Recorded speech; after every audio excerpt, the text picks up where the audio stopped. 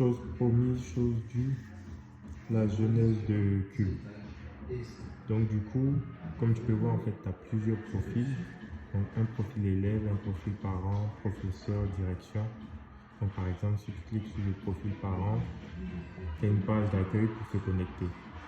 Ensuite, si on revient à l'accueil,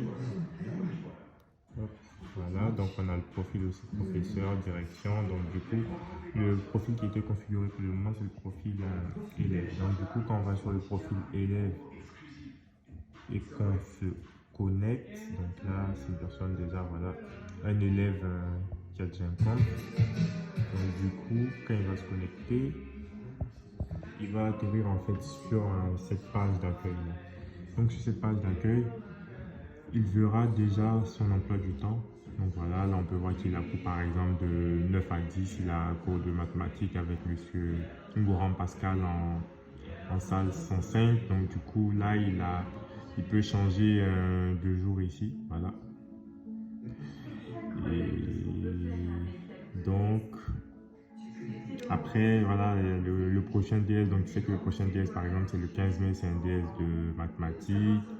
Donc là par exemple il a la partie messagerie, donc du coup il voit qu'il a 24 messages non lus d'élèves ou de professeurs, donc pareil groupe, le menu de la cantine du coup jeudi, ça c'est un peu la partie vie scolaire, donc les jours où il a été en retard, les heures où il était en retard, les absences non justifiées, des informations sur le superviseur, enfin des informations sur l'école, sur l'établissement.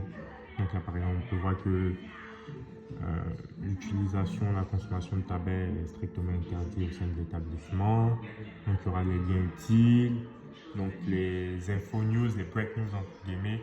Là par exemple on voit que M. Ngouran a publié les notes du devoir surveillé numéro 2.